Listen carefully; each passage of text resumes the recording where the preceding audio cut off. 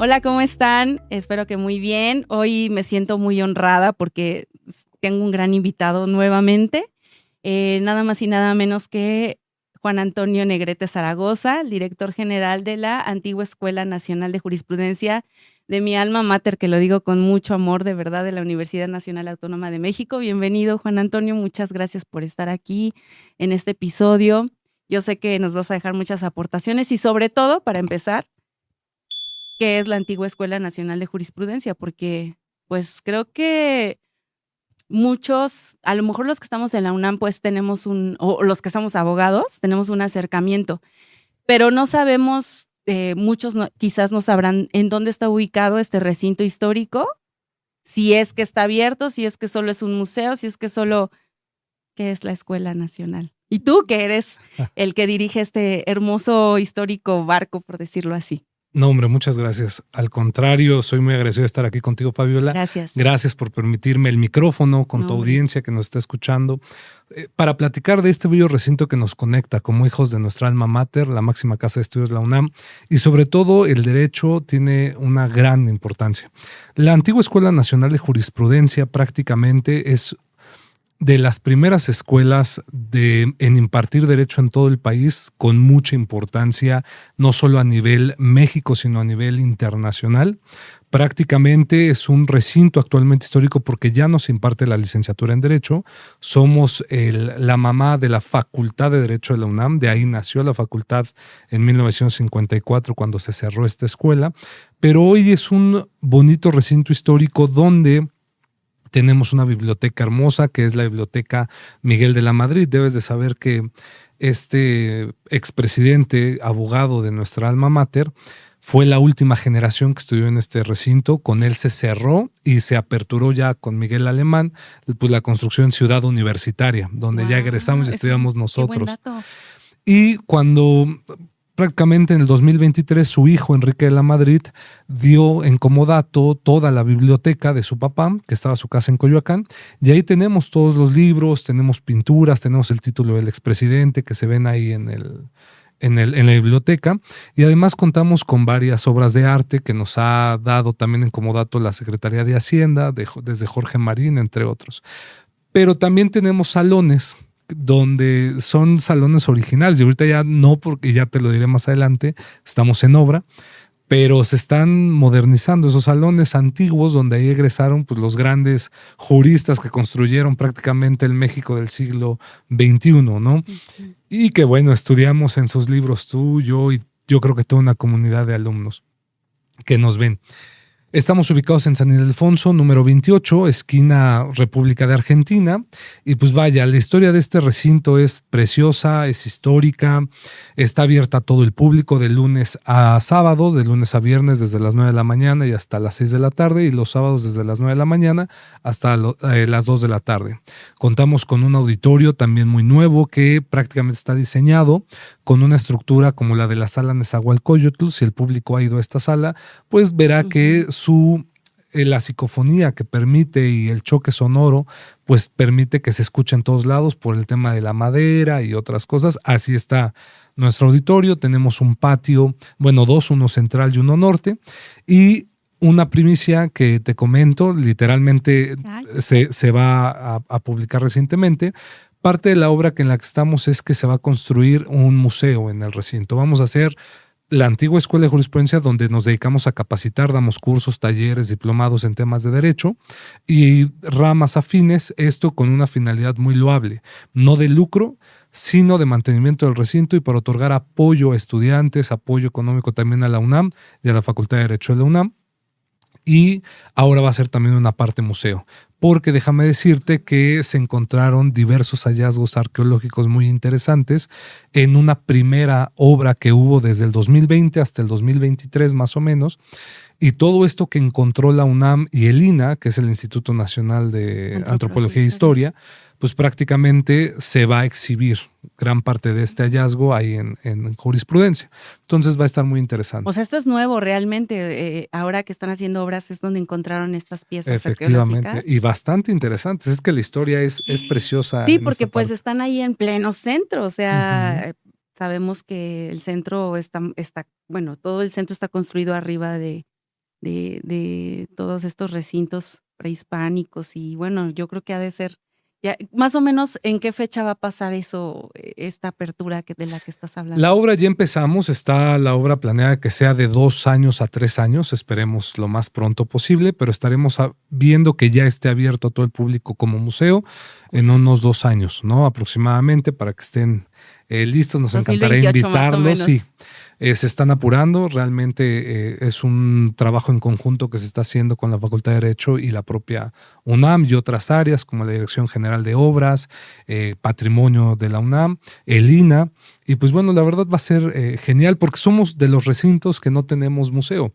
Digo, ahí en el barrio universitario donde se empezó la Universidad Nacional de México, pues tenemos el Palacio de Medicina, tenemos la Escuela de Economía, tenemos minería, minería, medicina, tenemos también San Carlos y el Museo de las Constituciones, San Ildefonso, y todos estos tienen exposiciones museográficas, menos jurisprudencia.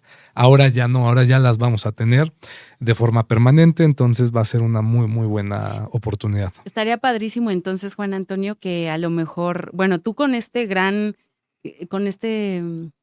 cargo que tienes, o esta encomienda, me gustaría más decirlo así, esta encomienda, porque qué bonito ha de ser el, nada más y nada menos que el capitán de este hermoso recinto histórico. Bueno, yo porque quiero mucho a mi universidad y me ha dado todo, lo platicábamos hace un ratito, y entonces yo creo que sería muy conveniente, a lo mejor si me lo aceptas, que en algún momento podamos hacer como un episodio donde nos podamos mostrar a las personas, porque yo no sabía que estaba abierto al público, así tal cual, y creo que muchas personas no lo saben, pero estaría padre a lo mejor las personas que no vivan aquí en la Ciudad de México, pues que podamos mostrarles el recinto, ¿no? Estaría padrísimo. Y qué bueno que esté abierto al público y más en sábado.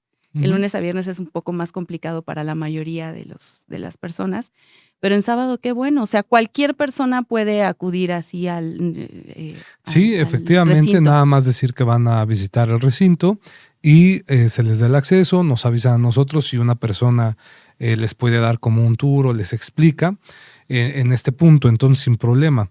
Pero de verdad, digo, si me lo permites, en esta parte de la historia, como chisme histórico, sí, yo creo que esos chismes históricos. es padre que lo conozcamos, porque fíjate que es muy curioso.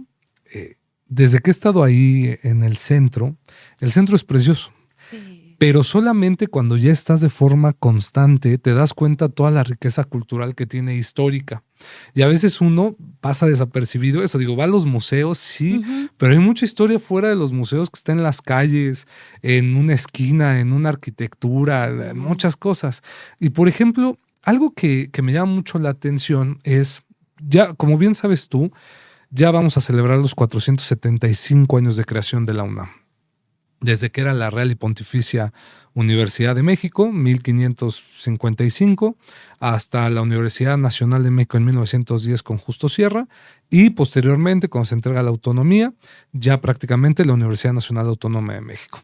Y el barrio universitario tiene precisamente toda esa historia, pero si nos vamos más atrás, es curioso ver cómo los dominicos, por ejemplo, esta orden de predicadores de Santo Domingo de Guzmán, pues tienen mucha injerencia. Yo no me había dado cuenta cómo parte de la creación de la UNAM fue muy enfocada o guiada por estos dominicos. Por eso no es casualidad que, por ejemplo, el Palacio de Medicina fue la Santa Inquisición, el Centro Contemporáneo, que no le pertenece a la UNAM, sino al centro, pero es un espacio, vamos a llamarlo cultural, también era de los dominicos, y tenemos nosotros, Jurisprudencia, nacemos de lo que fue el primer convento de las monjas dominicas en México, ¿no? Que venían de Oaxaca. Y esto que te cuento permite conectar con otros hallazgos que hemos encontrado religiosos en esa parte, y que para los que les gusta este tema de las iglesias, el tema de la historia de cómo vivían antes, que son parte de los hallazgos arqueológicos, pues se conecta mucho. Sí, se conecta, porque fíjate que donde está Jurisprudencia, que era, en 1590 y tantos más o menos, cuando vive ahí uno de los españoles que venía con Hernán Cortés, Diego Hurtado de Peñalosa. Cuando llegan estas monjas, muchas mujeres bueno, no muchas, 3, 4, empiezan como a donar ciertas propiedades para su causa y les llaman las famosas Felipas. Las Felipas son unas monjas que forman el convento de Santa Catalina de Siena, que si ustedes van al centro, hay una esquina nada más de todo lo que era la manzana, que es lo que queda del templo de Santa Catalina, que éramos parte también nosotros, pero con la fachada original de esos años. O sea, ustedes pueden ver ahí en jurisprudencia que es una época porfiriana prácticamente. Tenemos lo que era el convento, la fachada original y las casas modernas. O sea, hay todas el tiempo en esa parte. Y posteriormente fungió por muchísimos años como un convento. Incluso la hija de Peñalosa, requisito para que él diera su casa era que su hija formara parte de las monjas, ¿no? Eran monjas de clausura, no podían salir, toda su vida era ahí. Lo que se ha descubierto con esta parte de la obra que se hizo en el 2023 es que efectivamente se encontraron restos de monjas, tenemos un panteón de monjas por dentro que es el patio norte. Digo, o sea, no solo lo de México, Tenochtitlan, que es lo que... Tenemos muchas partes, que fíjate que ahorita que llegue ese dato es algo bien interesante porque yo creo que va a cambiar mucho en algunos años, que es por ejemplo del Templo Mayor, pero efectivamente hemos encontrado ahí artilugios religiosos, el tema del panteón de las monjas, que era obvio porque no podían salir, tenían que ser ahí enterradas. La verdad tenemos ahí que va a salir a la luz un confesionario original de esa época, que es de los pocos que todavía existen más viejos de todo México, ¿no? Entonces se está tratando de salvar para que pueda Es lo que te iba a preguntar, ¿se conserva? Porque bueno, estamos hablando de ¿cuántos años? 1590 y tantos, dices, sí, y todavía... Muchísimos. Sí, ¿no? El templo empezó a funcionar en 1605-6 más o menos, y obviamente se construyó la casa y todo sobre el Templo Mayor. Para todos los que nos ven, digo, no os quiero aburrir mucho con temas históricos, todo, pero más como chisme de que cuando vayan digan, mira, yo vi con Fabiola un tipo loco. Que Juan Antonio dijo, ¿qué? Cuando se descubre el Templo Mayor por Manuel Gamio, ellos tenían una medida y esa medida no había cambiado, no había variado. Es decir, ya hasta en los libros y todo nos decían, mira, el Templo Mayor medía esto, hasta ahí. Hoy por hoy se está pensando a través del INAH, porque descubrieron, gracias a jurisprudencia, que el Templo Mayor era más grande. ¿Por qué? Porque abajo de jurisprudencia están las escalinatas iniciales del templo, o sea, para subir. ¿Cómo crees? Y eso no lo sabía nadie. Nadie sabía que existían. No, yo creo que nadie lo sabíamos. No, hasta que empezaron a abrir, se dieron cuenta, encontraron una cabeza de serpiente del Templo Mayor, es la mejor conservada hasta la fecha. Se encontraron más de 500 hallazgos arqueológicos desde la época prehispánica, la Nueva España y el Porfiriato, ¿no? Entonces se eligieron las 170 y tantas mejores, que son las que se van a exhibir en este museo junto con la cabeza de serpiente. Digo, las escalinatas están por debajo, no se pueden exhibir porque pues no está la infraestructura y hay que preservar también el recinto. Como sabemos, el centro se hunde, tiene ciertas desnivelaciones, entonces corre riesgo que se pueda poner en riesgo la estructura si hubieran continuado, pero ya está ese dato, ¿no?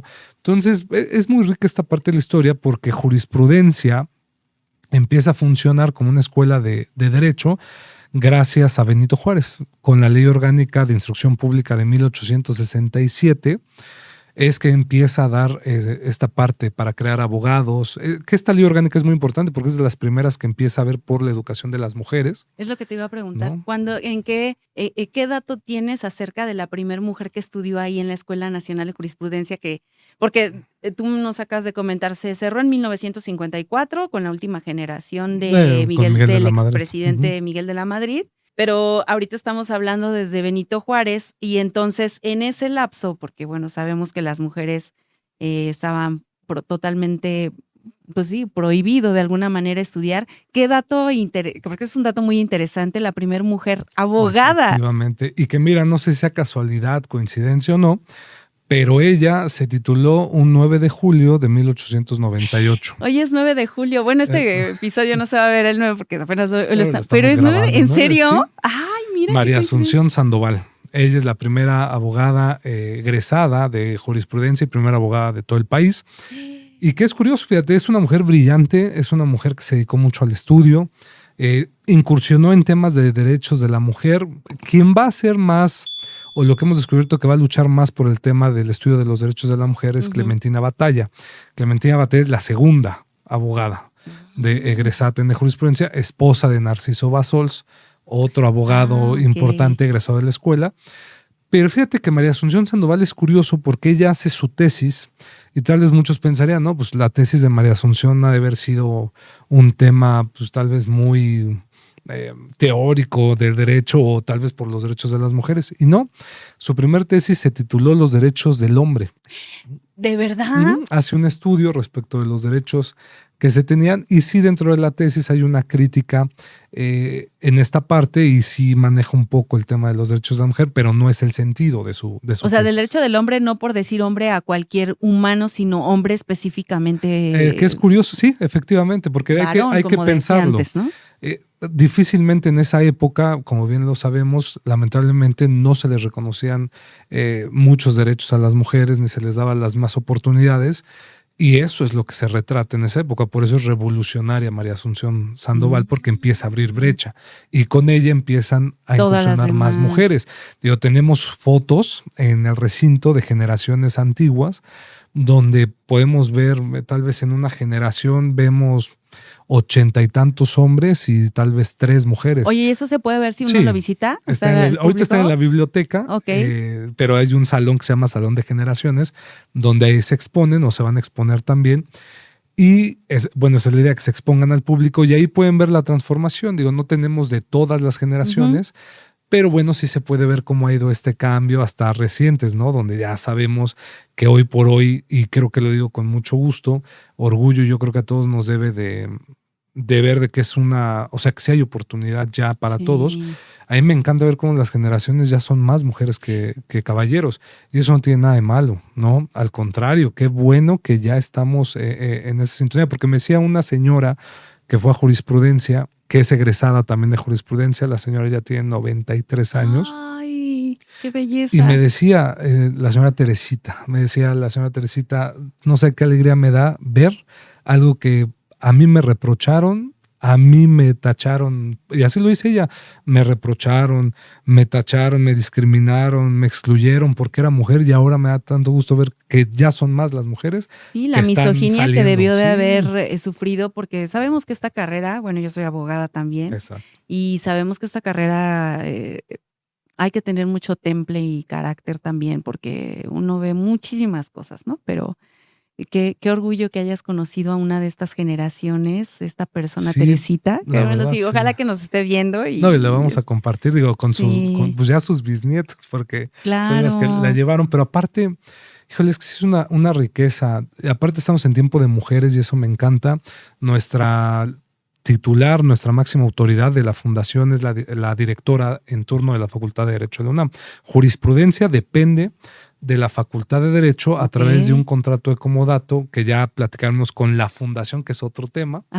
La Fundación Escuela Nacional de Jurisprudencia, que es la que se encarga del recinto histórico, pero nuestra máxima autoridad es la directora de la facultad, que es la doctora Sonia Venegas Álvarez, fiscalista, académica de muchos años, que ama con pasión a la facultad y ha hecho una gran gestión en estos 2 años, la segunda mujer en dirigir la Facultad de Derecho de la UNAM, y ha hecho un gran papel apoyando a muchas mujeres, a jóvenes, abriendo muchas brechas, con una política que va en contra de la violencia de género muy puntual. Es una de las administraciones, ya demostrado, digo, porque fue el segundo informe de la doctora, y se vio con grandes logros cómo ha bajado y disminuido el tema de la violencia de género.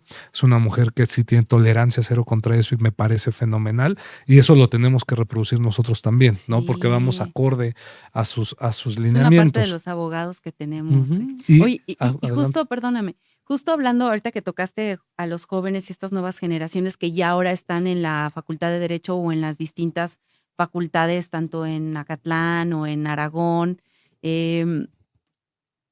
¿cuál sería esta situación o este encuentro, esta convergencia de la antigua Escuela Nacional de Jurisprudencia y esa conexión con los jóvenes? ¿Cómo se hace esa difusión o esa conexión con ellos? Porque, bueno, para ellos es más complicado, como que tú te encierras en la facultad y ya nada más es dependiendo del campus en donde estés, ¿no? Y es esto. Pero ¿cómo hacen esa conexión ustedes para ese acercamiento con estos jóvenes? Precisamente a través de la vinculación, en este caso lo reitero, nuestra líder, la doctora Sonia Venegas, pues ha tenido la visión de conectar precisamente a los jóvenes, a impulsarlos a que vayan a los recintos, no solo a jurisprudencia, sino incluso hay una materia, es reciente, se reformó el plan de estudios de la universidad. A ti y a mí no nos tocó esa materia que hubiera estado fenomenal que nos hubiera tocado, que precisamente se llama el ser universitario. Y el ser universitario busca que el alumno conozca plenamente la universidad. Y conocer plenamente la universidad es conocer su historia. Actualmente el rector de nuestra máxima casa, el doctor Leonardo Lomelí, tiene una intención muy seria y de que se conozca y se rescate el barrio universitario del centro. ¿Esto qué quiere decir? Que nuestro rector está buscando que la gente se inmiscuya, interactúe, vaya, acuda, palpe, vea, investigue, conozca todos estos recintos que le pertenecen a la UNAM y que de ahí nació prácticamente las carreras que hoy por hoy estudian, ¿no? Entonces, prácticamente la conexión lo hacemos a través de las redes sociales, compartiendo con los jóvenes, invitándolos a los eventos que se hacen, que conozcan nuestra oferta académica. Que van a aparecer aquí las redes ¿no? sociales para gracias. Poder justamente tener ese acceso, ¿no? Porque si los que estamos en la UNAM a veces no tienes ese acercamiento, pues que lo tengan también otras personas. Y ¿no? esto nos ayuda mucho y te agradecemos, de verdad. No, al contrario, yo estoy agradecida y honrada por mi escuela. Y prácticamente los mandan de la facultad a que conozcan el recinto. Qué buena materia. Y todo. Sí, la verdad sí. Porque fíjate que es curioso, y yo siempre lo decía, sí nos hace falta mucho nacionalizarnos, si me permites la expresión, o enamorarnos mucho de nuestra alma mater. La UNAM da mucho. Sí. Yo siempre les digo, porque lo vemos con los cursos diplomados que hacemos, gracias a todos los profesores, los catedráticos, los abogados, abogadas egresados de la facultad de la UNAM y de otras escuelas que se han sumado al proyecto de jurisprudencia para capacitar. ¿Y por qué lo digo así? Porque siempre me encanta decirles, es que yo no sabía o no entendía mucho lo que era el concepto del alma mater fuera de algo retórico. El alma mater es la forma en la cual... De un romanticismo. De un romanticismo así, ¿no? Decimos los egresados de una universidad, es que es como mi mamá, porque me dio la parte piel dorada, ¿no? Exacto. Y sangre azul y esas Y yo cosas. siempre decía, pues es algo retórico, es una cosa... Cuando llego aquí a jurisprudencia, lo palpo, porque, y siempre lo digo, ahora sí lo entiendo, cuando la mamá llama, los hijos acuden, ¿no? Y cuando se les ha pedido el apoyo a los egresados, a los abogados de la Facultad de Derecho, oigan, maestros, súmense porque tenemos este proyecto para sacar, para lograr, para que crezca nuestra escuela, para no dejarla olvidada, salen y dicen, vamos. Entonces, es ahí donde entendí cómo sí el alma mater te conecta, te llama, ¿no? Oye, qué bueno que tocas este tema. Entonces, estamos hablando de una oferta académica que ahí se imparte directamente en la en la antigua Escuela Nacional de Jurisprudencia, en línea, o qué podemos esperar de esta oferta académica ahora que estamos en julio del 2026, el 9 de julio, que a mí se me hace, nada es casualidad, ¿verdad? Por algo, ¿sí? A lo mejor esta persona de alguna manera, esta primera mujer abogada, que me hace muy, muy importante este dato. Entonces, ¿qué oferta académica está ofreciendo y en qué modalidad? ¿No? Porque excelente. Es importante. Como te decía, nosotros trabajamos de la mano con la Facultad de Derecho porque formamos parte de ella, y la Facultad de Derecho tiene diplomados para titulación. Nosotros, nuestra encomienda es dar cursos u ofertas, sobre todo de actualización en temas novedosos, actuales, pertinentes, no solo para estudiantes, sino para todos los egresados. Desde cursos, por ejemplo, de inteligencia artificial, tenemos muchos que hemos ido trabajando, diplomados de actualización y talleres. La ventaja que hemos tenido ahorita es que sí, muchos de los cursos se daban de forma presencial. Okay. Ahorita por el tema de la obra y también por el tema de que luego el centro, aunque es precioso, se vuelve un poco caótico, hemos buscado apuntalarnos a los que están en la Ciudad de México, pero también en los estados de la República. Sí, que ellos no se sientan excluidos. Entonces nos ha servido mucho la parte híbrida, o la parte a distancia, por Zoom, por una plataforma Qué bien. electrónica. Entonces, nuestros cursos hoy por hoy son en línea, pero en vivo. Es decir, te debes de conectar a cada clase, se graban las clases. Esto es lo que también brindamos mucho. Se graba la clase, tienes un tiempo para poderla ver si no te pudiste conectar o quieres repasar algo, pues la tienes ahí. Y además, pues vaya, vale mucho la pena porque el reconocimiento que se entrega a los alumnos, ya sea el diploma, si es diplomado, reconocimiento, constancia, si son cursos, talleres, pues son avalados por 3 instituciones: la UNAM, la Facultad de Derecho de la UNAM y la Fundación, y obviamente quien los emite y los firma es la directora de la Facultad de Derecho. Entonces tiene un valor curricular alto. Importante, efectivamente, ¿no? Y además que pues es la máxima casa de estudios, ¿no? Oye, qué bien. Y para conocer esta oferta académica, supongo que es en la página web de la Escuela Nacional, Antigua Escuela Nacional. O en la UNAM también, ¿no? En esta parte ya en concreto los pueden ver en la Facultad de Derecho de la UNAM o en nuestras redes sociales, en Fundación Escuela Nacional de Jurisprudencia en Facebook, en Instagram, en TikTok. Tenemos nuestra página de internet. Y también pueden mandarnos un correo, ¿no? A fenj@derecho.unam.mx. Que también va a aparecer. Y te agradecemos. Y ahí y les mandamos toda la información. Por ejemplo, si buscamos crear diplomados y cursos que estén a la vanguardia, sí, con las materias clásicas de actualización que todos tenemos, pero por ejemplo ahorita que son temas de lavado de dinero, temas de compliance, de inteligencia artificial, temas de marcas, por ejemplo, para influencers. Es decir, sí buscamos como ir generando esos cursos. Sobre todo la constancia, el valor curricular que dices es importante. Y ahorita que tocas ese tema de la inteligencia artificial, porque yo me pongo a pensar, ya para muchos, y qué bueno, ¿no? Que exista la inteligencia artificial, porque es una herramienta que qué bueno que existe, pero yo pienso en lo personal y también lo escuché de algunas personas, y es cierto, yo pienso que la inteligencia artificial la debemos de utilizar a manera de que nos sirva a nosotros y nosotros seamos la cabeza, más no que la inteligencia artificial nos supere, ¿no? Exacto. Hay que hacer que trabaje para nosotros, así lo veo yo. Y cómo la escuela está haciendo esa intersección para combatir, pues es más fácil para muchos. Ay, pues fíjate, tú estás diciendo que dan cursos de inteligencia artificial, de compliance, de varios temas, pues como actuales o de esta nueva era. Pero ¿cómo hacen ustedes? Porque para combatir justamente algo que la inteligencia artificial ya te puede hacer en un documento, ¿cómo precisamente lidiar o hacer esta herramienta? ¿Cómo la Escuela Nacional hace esta herramienta parte de su uso y no que sea una sustitución de la escuela? Esa es una pregunta bastante interesante. Hasta la fecha, creo que la inteligencia artificial todavía no suple a las personas. Hay mucho trabajo que tenemos que hacer. Que sí, la IA son herramientas precisamente que sirven para que podamos maximizar o eficientar un poco los procesos, pero nunca podemos soltar la parte de la supervisión, la parte de la creatividad, la parte administrativa, y eso es lo que hacemos mucho. Digo, damos esos cursos, pero también damos los otros de clásicos, por ejemplo, penal, laboral, fiscal, etcétera. Pero fíjate que tuvimos un curso que es sobre herramientas de inteligencia artificial para abogados y estuvo muy interesante porque descubrimos aplicaciones que no sabíamos que existían y sobre todo que nos enseñaron a cómo manejarlas y a los alumnos también, porque también nosotros aprendemos de estos cursos. Pero fíjate que lo más importante es que desde la universidad, desde la UNAM, sí hay campañas, hay una responsabilidad del uso ético de estas herramientas, ¿no? Porque tanto nosotros tener esa ética y esa responsabilidad de su uso, porque al final, si tú no supervisas, no das una instrucción, no estás detrás de eso, puedes cometer errores y errores terribles.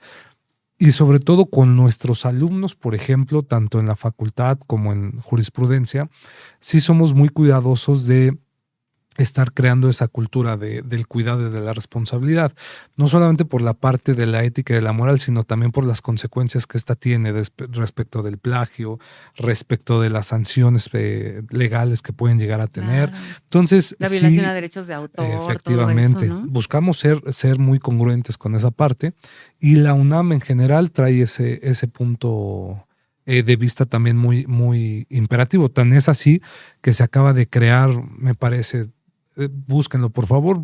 Tendrá un mes y medio, si no es que 2, pero la UNAM por primera vez creó la Comisión de Inteligencia Artificial o un programa o comité de inteligencia artificial, ¿no? Wow, qué bueno, porque yo creo que, digo, a lo que nos dedicamos, yo que me dedico todos los días a crear una sentencia, esa sensibilidad no te la va a poder dar una inteligencia artificial.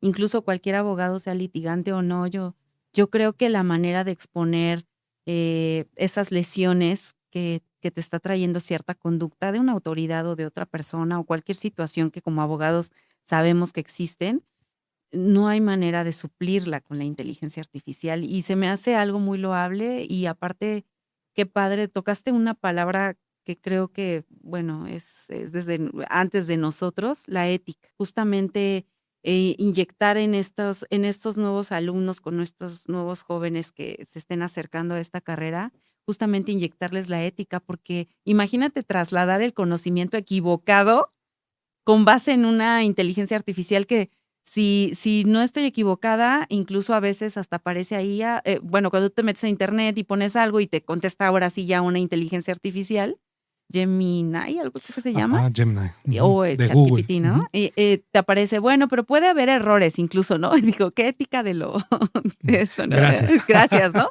Entonces, bueno, antes de que ya como que estamos cerrando y eso me preocupa porque tengo muchos temas, ¿qué personajes o qué anécdotas, no sé, un par o una muy interesante de esta escuela, algo histórico que para ti sea significativo? Ese sería lo primero que nos cuentes así como de rápido. Y la segunda pregunta que te haría es, ¿qué reto tú tienes siendo titular de este recinto histórico y con esta oferta académica, esta situación de una obra en curso que es para convertir en museo? ¿Cuáles serían los retos que tú tienes ahorita de manera a lo mejor muy breve y cómo ves a esta escuela en unos 10 años? Híjole, son muy buenas preguntas. Mira, datos históricos ahí de jurisprudencia. Ahí estuvo encarcelada, por ejemplo, doña Josefa Ortiz de Domínguez, ¿no? Ahí una vez que la descubrieron, ahí la apresaron y desde ahí llevó su proceso. Posteriormente han salido abogados y abogadas de muchísimo talante, ya mencionamos algunos, sobre todo las 2 primeras abogadas del país, pero salió José Vasconcelos, ahí estudió Octavio Paz. Octavio Paz no es abogado, pero tuvo estudios de derecho, no los terminó, pero estuvo en jurisprudencia. Ignacio Burgoa, Eduardo García Maínez, estudió ahí Narciso Basols, Manuel Gómez Morín. Otro dato interesante es que hoy por hoy, si yo te preguntara ¿cuáles serían las escuelas más famosas de derecho que te acuerdes? Seguramente me dirás como buena puma, primero la Facultad de Derecho de la UNAM y seguramente saldrá ahí el nombre de la Escuela Libre de Derecho. La Escuela Libre de Derecho nace de jurisprudencia también, de una sección de profesores y alumnos que estaban disidentes a los nuevos cambios. La Escuela Libre de Derecho nace con una implementación que de una ala conservadora, vamos a llamarla así, que viene desde Porfirio Díaz y con las nuevas ideas liberales que ya traían pues, los gobiernos revolucionarios y demás, ya no estaban tan conformes, entonces deciden separarse. O sea, por una corriente de pensamiento distinta. Así es. Se crea que tiene buen renombre, ¿no? Por ejemplo, los exámenes de la Libre nacen en jurisprudencia, así eran los exámenes. María Asunción Sandoval, así le tocó hacer su examen con sus sínodos y que le evaluaran y todo. O sea, cosas que se han respetado hasta la fecha. Hoy por hoy los que hicimos tesis teníamos que hacer un sínodo. Y tenías un psique nervio. Exactamente. Pero y la escuela padre libre eso. también. Pero bueno, ahí desde las clases, ¿no? Creo que hacen exámenes así, pero la esencia es que nacieron bueno, en jurisprudencia. Todavía Ignacio Burgoa dio clases en la Facultad de Derecho. Así es. Por ejemplo, el doctor Ricardo Franco Guzmán que todavía da clase en la Facultad de Derecho, ya va para 100 años el maestro. Él es egresado de jurisprudencia, es de los pocos abogados que sabemos que viven, que estudiaron en jurisprudencia. Híjole, así han salido bastantes. Tenemos leyendas, hasta leyendas ha habido ahí que de apariciones, de cosas. Es lo que te iba a decir, esa cuestión como esotérica o bueno, sí, porque muchas leyendas, el centro se llena no solo de su belleza arquitectónica, histórica, cultural, gastronómica, sino también de esta, ¿cómo decirlo? Sí, esotérico, ¿no? Eso más Sí. del más allá, por decirlo así. Literalmente estas leyendas que forman parte de nuestro Pero te ha país, tocado. ¿no? A mí no, pero muchísima gente sí me llama, me avisa, oiga, pasó esto, pasó el otro, y bueno, a mí en lo personal Bueno, todo no es me ha pasado. energía Sí, y claro que con tantas leyendas y tantos pero atrae personajes. la leyenda. Luego ha llegado gente a jurisprudencia y pueden hacerlo. Si un día dicen, oiga, yo quiero ir, Oigan, sí, bienvenido, hay lo que ir de platicamos. lunes a sábado, ¿verdad? Bueno, aquí que aparezcan los horarios, No, y en la pero, noche, si un día quieren hacer un tema ¿en de serio? noche, podemos organizarlo. Porque el tema es ese, ha habido gente que nos dice, oiga, me gustaría nada más ver porque me Vamos a enteré que hay grabar una un leyenda día en la aquí noche. y se la platicamos, ¿no? Pero es muy interesante. Y la segunda pregunta que me decías, Ujú. eh, los retos son grandes. Porque aparte eres súper Prácticamente, joven, Juan Antonio. Digo, muchas gracias, pero no la juventud ni tampoco la experiencia de teniendo más edad implica más experiencia, pero me refiero a que es a veces uno como joven dices, híjole, esos retos son mayúsculos, ¿no? no, pues gracias por lo de joven. ¿Qué te tomas? Ahorita decimos a la producción a ver qué nos ¿Qué ofrece. hay? No, los retos son que tengo en lo personal y la escuela. Número uno es que la conozcan, que se conozca. Dos, generar ingresos. Esto es muy, muy importante y lo quiero platicar. La fundación es bueno, la antigua Escuela Nacional de Jurisprudencia está operada por una fundación, se llama Fundación Escuela Nacional de Jurisprudencia. Esta fue creada en 1994, porque déjame decirte Ok. que cuando cierra la jurisprudencia se vuelve Prepa 2 de la UNAM y después estuvo un tiempo cerrada como una bodega hasta que se retomó precisamente por estos abogados en el 94. Y lo que busca la fundación prácticamente es obtener ingresos no para lucro, sino para que de ahí salgan apoyos económicos para apoyar a la Facultad de Derecho de la UNAM, a la propia UNAM, para apoyar a jóvenes que tienen ilusiones y sueños de estudiar y ser grandes abogados el día de mañana y para mantener O el sea, recinto. becarlos. Sí, o sea, realmente el recinto literalmente se sostiene gracias al apoyo de toda la gente, de los maestros, de los cursos, de los eventos. Es un recinto muy bonito para que hagan ahí una fiesta de Eso graduación, no lo lo que sabía, deseen. qué bueno. O sea, esos ingresos, esos recursos se convierten en aportaciones para, Exacto. obviamente, para mantener los recintos, para seguir dando cursos y para las becas de aquellas personas que quieren acceder a una educación superior y que no tengan los Exacto, y accesos. de calidad. Por ejemplo, nuestra oferta Sí, académica claro. es muy competitiva en comparación con muchas otras escuelas y es lo que les decimos nosotros. Mira, no nada más cuando te inscribes o participas o te actualizas, no solo te capacitas, estás ayudando y aparte tienes el respaldo de la De UNAM. la UNAM. Y ahí en la Entonces, página pueden ujú, tener esos datos para que sin problema y nos puedan. pueden hablar, escribir, Ay, todo. sí, hay que hacerlo, porque yo creo que no hay nada más bello que retribuir de alguna forma, y si se puede de esta forma, pues qué mejor, ¿no? ¿Y tú aparte de estos retos, cómo ves a la Escuela Nacional con toda esta velocidad que estamos viviendo de todo como más digital, y la educación se está desprendiendo a lo mejor de lo presencial ya en pocos minutos? Y para cerrar, ¿cómo ves esta escuela nacional con esta oferta académica? Pues prácticamente a 10 años, como bien me lo preguntabas, dada a conocer por todos, viva, eh, dando muchos frutos y siendo disfrutada por el pueblo de México, que es su escuela de derecho. Y pues prácticamente no veo que se pierda esa esencia todavía, aunque nos estamos digitalizando. Aún Ujú. así, siento que todavía los alumnos siguen buscando esa conexión Sí, es que no personal sabe con el igual. docente, preguntarle, tal vez no sea de forma física como estamos tú y yo, pero aunque sea de forma virtual, aún lo buscan. Y nos hemos dado En cuenta vivo. porque en educación a distancia, por ejemplo, que son los que se conectan en una plataforma donde ya les suben trabajos y todo, eso no lo tenemos nosotros, pero en otras escuelas casi no hay alumnos, o sea, muy pocos alumnos son los que se decantan muchas veces por Esa esas opciones. retribución. O sea, realmente, aunque sea digital, el tener el vis a vis, el cara a cara con las Sí. personas, yo creo que eso no va a cambiar. Ay, Juan Antonio, pues muchas gracias. Ha sido Se nos fue muy rápido así se va Bastante. la vida, pero ahorita se nos fue muy rápido esto y prometemos que el próximo episodio pueda ser a lo mejor en la escuela y que puedan conocer un poco más Yo feliz de la vida. y con toda tanto la oferta académica, a lo mejor que en ese momento esté, y bueno, obviamente la plantilla docente, pues, ¿qué más pedirnos? Si no la experiencia, el renombre que tienen. Y sobre todo la maravilla que es tener una persona en este tipo de recintos como tú, un hombre tan preparado, tan joven, tan preparado y tan apasionado, que yo creo que eso es lo que da el éxito en proyectos como esto. Entonces te agradezco mucho que hayas estado conmigo, que nos hayas compartido esto y que tenemos otro episodio.